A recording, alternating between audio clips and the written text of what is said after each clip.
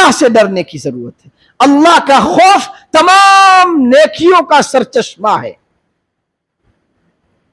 اللہ کا خوف ہمارے اندر سے ختم ہو جائے گا، اللہ کی عبادتیں ہم سے چھوٹتی چلی جائیں گی، نماز ہم سے چھوٹتی چلی جا رہی ہے اور گناہ ہم سے ہوتے چلے جا رہے ہیں۔ اس کی بنیادی وجہ یہ ہے کہ اللہ کا خوف ہمارے دلوں سے ختم ہوتا جا رہا ہے۔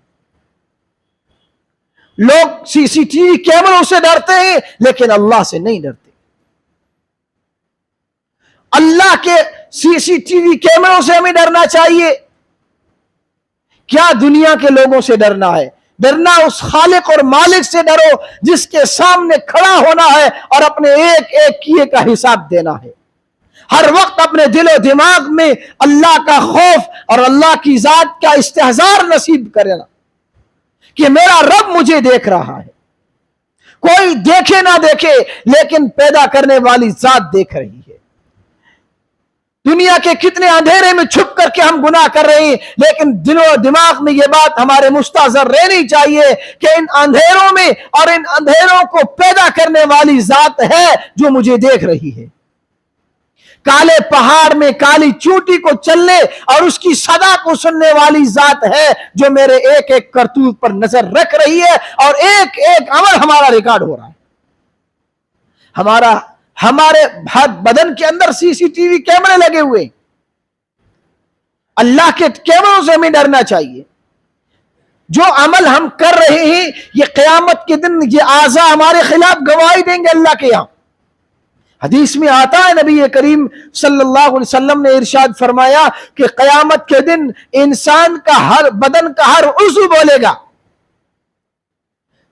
کتنا چھپائیں گے؟ لوگوں سے چھپا کر کے گناہ کریں گے، اللہ تو دیکھ رہا ہے۔ اس لیے اللہ کا خوف ہر وقت ہمارے اوپر سوار ہونا چاہیے۔ خشیت الہی جس کو مل گئی اس کو بہت بڑی دنیا کی دولت مل گئی، پھر اس سے گناہ نہیں ہوگا، اس لیے کہ اس کے ذہن میں یہ بات بیٹھ جائے گی کہ مجھے کوئی دیکھ رہا ہے۔ انسان اپنے باپ کے سامنے کوئی بدتمیزی نہیں کرتا، اپنے استاد کے سامنے کوئی غلطی نہیں کرتا، مرید اپنے شیخ کے سامنے کوئی غلطی نہیں کرتا، ڈرتا ہے کہ میرا باپ، میرا والد، میرا استاد اور میرا شیخ ناراض ہو جائے گا۔ پھر اس سے کیوں نہیں ڈرتے ہو جس نے ہمیں اور آپ کو پیدا کیا ہے اور ہمارے ہر کرتوت پر جس کی ہر وقت نظر رہتی ہے، وہ ہمیں دیکھ رہا ہے۔ یہ ہمیں سوچنا چاہیے۔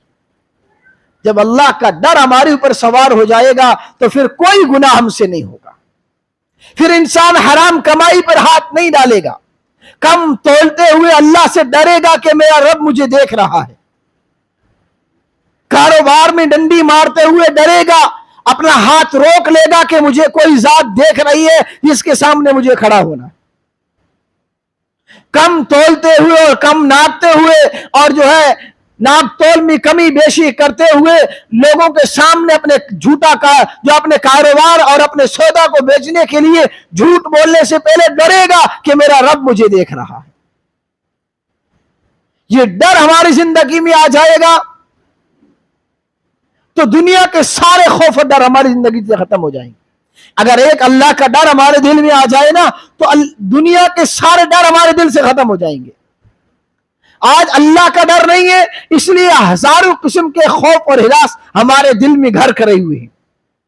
اس لیے کہ اللہ کا ڈر نہیں ہے جس ذات نے پیدا کیا، جس نے بڑا کیا اور جس نے پالا، جو روزی دے رہا ہے، جو زندگی دے رہا ہے، جو صحت دے رہا ہے، جو تندرستی دے رکھی ہے، جس نے ہزار نعمتیں دے رکھی ہے، اس خالق اور مالک سے ڈر پیدا ہو گیا، دنیا کی کسی طاقت کا ڈر ہمارے دل میں نہیں آ سکتا۔ اس لیے اللہ کا ڈر ہمارے دل میں آنا چاہیے، اس کے لیے ہمیں کوشش کرنی چاہیے۔ اللہ کی ذات کا استحضار ہمارے ذہن میں ہونا چاہیے کہ میرا رب مجھے دیکھ رہا ہے۔ ہر وقت یہ ہمارے دل و دماغ میں اس کی ہمیں جو ہے مشق کرنی چاہیے اور کوشش کرنی چاہیے ہر کام کرنے سے پہلے کہ نہیں میرا اللہ مجھے دیکھ رہا ہے۔ نیک کام کرنے جا رہے ہو تب بھی یہ ذہن میں ہونا چاہیے کہ میں اللہ کے لیے نیک کام کر رہا ہوں، میرا رب مجھے دیکھ رہا ہے، میرا رب مجھے اس کا صلہ دے گا، میرا رب مجھے اس کا ثواب دے گا، میں دنیا کے دکھلاوے کے لیے نہیں کر رہا ہوں۔ کوئی گناہ کا کام کرنے جا رہے ہو، ڈر جائیے، رک جائیے کہ میرا رب مجھے دیکھ رہا ہے، وہ اس کی سزا دینے پر قادر ہے۔ اللہ کی طرف سے دنیا میں ڈھیل ملتی ہے، بندہ سمجھتا ہے کیا اللہ کی پکڑ نہیں آ رہی ہے۔ علماء نے لکھا ہے، بس ایک جملہ بتا کر کے بات ختم کرتا ہوں، علماء نے لکھا ہے کہ جب اللہ ناراض ہوتا ہے، جب بندے سے اللہ ناراض ہوتا ہے تو اللہ اس بندے کا لقمہ نہیں چھینتا۔ جب اللہ ناراض ہوتا ہے تو بندے سے اس کا لقمہ اور رزق نہیں چھینتا، بلکہ سجدے کی توفیق چھین لیتا۔ سجدے کی توفیق کا چھن جانا یہ اللہ کی ناراضگی کی علامت ہے۔ رزق کا تو اللہ نے وعدہ کیا ہے، وَمَا مِن دَابَّةٍ فِي الْأَرْضِ إِلَّا عَلَى اللَّهِ رِزْقُهَا۔ اس کائنات میں، اس دھرتی پر چلنے والے، رینگنے والے اور اس دھرتی پر سانس لینے والی جتنی بھی مخلوقات ہیں، اللہ سوروں کو کھلا رہا ہے۔ انسان اشرف المخلوقات ہے، اس کو نہیں کھلائے گا؟ ضرور کھلائے گا، اور اللہ کا وعدہ ہے، اللہ نافرمانوں کو بھی کھلاتا ہے، فرمانبرداروں کو بھی کھلاتا ہے، لیکن جس سے اللہ ناراض ہوتا ہے اسے سجدوں کی توفیق چھین لیتا ہے۔ اگر ہم سے سجدوں کی توفیق چھن گئی ہے، ہمیں ڈرنا چاہیے کہ میرا رب مجھ سے ناراض ہو چکا ہے، مجھے اپنے رب کو منانا چاہیے۔